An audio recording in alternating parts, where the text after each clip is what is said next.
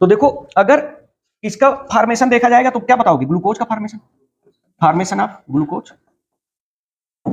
अब देखो अगर ग्लूकोज का फॉर्मेशन कराना है तो ग्लूकोज के फॉर्मेशन के लिए एटीपी और NADPH2 का फॉर्मेशन होना जरूरी है। तो कहते हैं फोटोसिंथेसिस में एक तो तुम्हारे पास चलेगी पहले लाइट रिएक्शन। कौन सी रिएक्शन चलेगी? Light reaction. और दूसरे जो पार्ट में चलेगा वो चलेगी कौन सी रिएक्शन? Dark reaction. जो तुम्हारे पास लाइट रिएक्शन है इसमें लाइट का यूज होगा और फॉर्मेशन किसका होगा?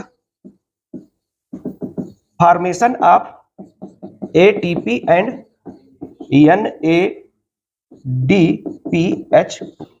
इन दोनों को बोलते हैं एसिमिलिटरी पावर। क्या बोलते हैं इसको? एसिमिलिटरी पावर।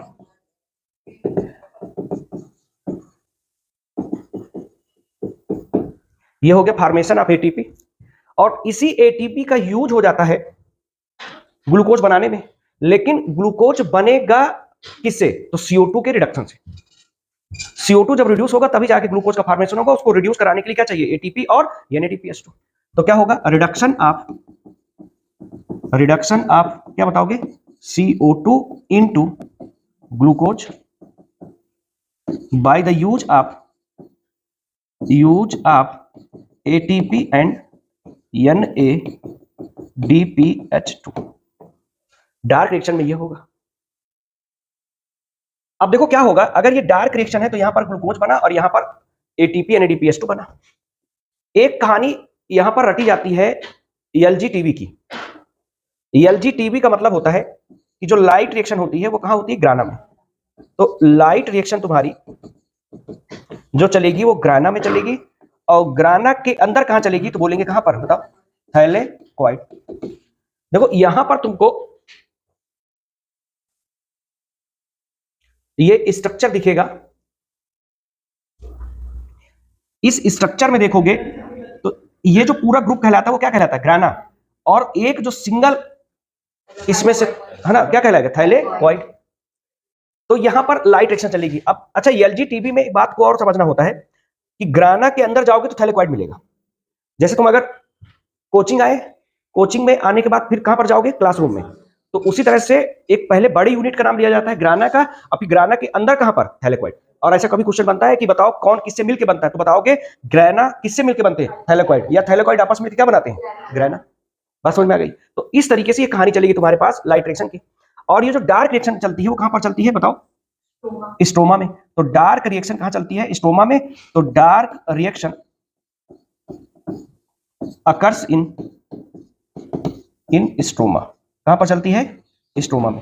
तो ये तुम्हारे पास जो स्ट्रोमा है पूरा का पूरा एरिया है जो ज्यादातर बाहर होगा किसके? ग्राना के, वो कहलाएगा स्ट्रोमा और यहीं पे चलेगी डार्क रिएक्शन। तो एक तो तुमको ये लाइट और डार्क रिएक्शन की कहानी याद करनी है कि लाइट रिएक्शन कहां पर होगी। जो तुम्हारे पास डार्क रिएक्शन है उसको हम लोग एक नाम देते हैं enzymatic reaction. Enzymatic reaction. Enzymatic reaction का मतलब होता है वो रिएक्शन जिसमें एंजाइम्स का यूज होगा। अब देखो क्या होता है, ये लाइट रिएक्शन है तो डायरेक्ट किस पे डिपेंडेंट होगी? बताओ। लाइट पे। Direct depends on light. पर ये डायरेक्ट डिपेंडेंट नहीं होगी।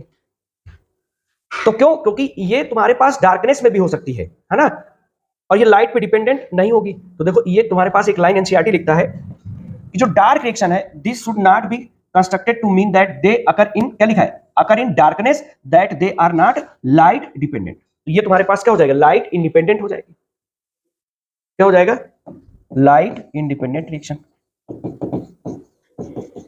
Dependent reaction. अब समझना ध्यान से, जो डार्क रिएक्शन हुआ करती है ये मोनोकाट और डाइकाट में अलग तरीके से चलती है। या तो ये C3 साइकिल के रूप में जानी जाएगी। बोलो यार क्या जानी जाएगी? C3 cycle. और क्या बोलोगे? C4 cycle. और ये C3 साइकिल कहां पर होती है बताओ? Mostly in dicot.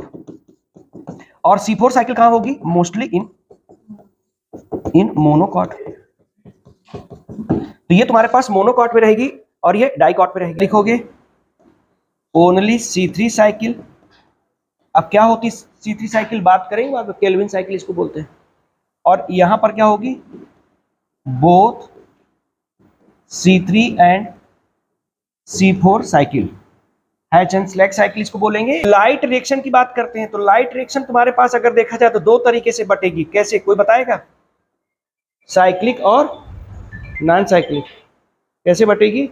साइक्लिक और